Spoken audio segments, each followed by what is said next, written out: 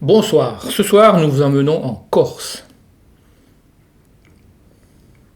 À la suite de Giulia Boccanera, la détective de choc de Michel Pedignelli, Tête de pioche, Foin en compote et Doc Martens au pied. On précise bien sûr que on parle de Giulia et non pas de l'auteur. Oui, il vaut mieux de le préciser. Troisième roman consacré à ce personnage. Il s'appelle La patience de l'immortel et il est publié comme les deux précédents Boccanera et Après les chiens aux éditions de l'Aube. Diu, on va la suivre aujourd'hui en Corse. Oui, on l'appelle Diu depuis le temps qu'on la connaît. Elle part avec son flic, Joseph Santucci, à l'enterrement de sa nièce Laetitia. Donc Joseph Santucci, Jacques...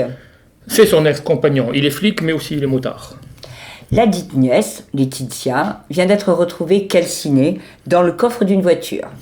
Un meurtre, enfin disons une mort pas forcément naturelle, même en Corse. C'est d'ailleurs pour cela que Joe, qui l'emmène évidemment à l'enterrement, lui demande de rester pour enquêter et il va l'installer dans son petit cabanon dans les montagnes de l'Alta Rocca. C'est le berceau de la famille de Laetitia, donc celle de Joe, donc un peu celle de Diu.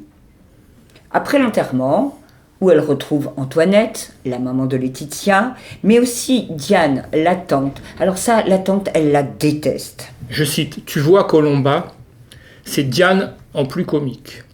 Il y a aussi la gamine, Maria Stella, la fille de la jeune femme assassinée.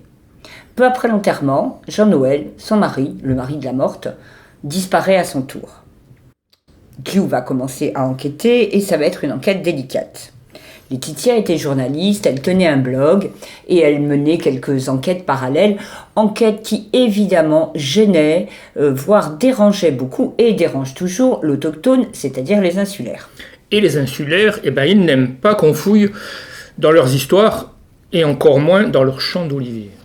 Ici, la nature est rude, les hommes sont violents et les femmes souffrent en silence. Ce qui risque pas d'arriver à Dieu.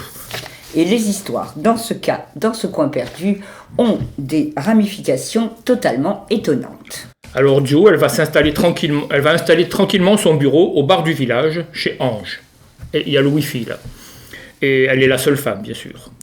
Et elle va être grandement aidée par le vieux Bartho, qui a la main un peu crochue, mais le cerveau toujours agile. Dans cet épisode, l'auteur s'amuse à déstabiliser complètement sa détective adorée. Déjà, la campagne. Me sortir d'une ville pour me projeter dans la cambrousse, c'est difficile. Se retrouver sur des routes infernales même. Mais pourquoi on n'a pas creusé un tunnel au lieu de s'enfiler 17 virages d'un côté et 18 de l'autre? Ou se retrouver dans le monde où l'omerta est de règle. Elle qui est si volubile. Heureusement, elle a sa petite nièce, Maria Stella, à qui elle raconte tout ce qui lui passe par la tête. Elle lui chante aussi plein de chansons révolutionnaires, des Corses, des Italiennes. Et le vieux Bartho, au bar, c'est lui qui raconte des histoires. Et puis il y a le Milan. Le Milan, ce rapace qui plane dans le ciel d'azur. Il va revenir souvent, le Milan.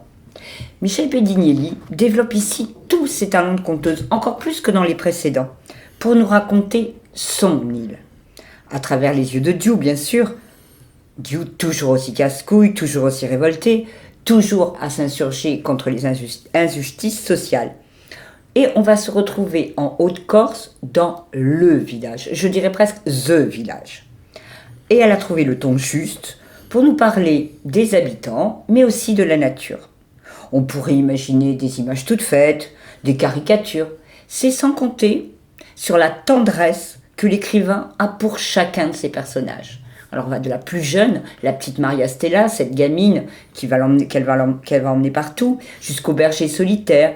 Et puis il y a ce très beau personnage de tirailleur sénégalais. Oui, un magnifique personnage, un de ses seconds rôles dont Michel Pedignelli a le secret. Et puis il y a tous les vieux du village évidemment, et bien sûr Bartho. Et il y a les femmes. Et puis il y a les femmes. Et elles ont beau être dans la cuisine, elles ont beau se taire, elles sont sombres et lumineuses. On dirait en quelque sorte des tragédiennes, des héroïnes de tragédies grecques anciennes.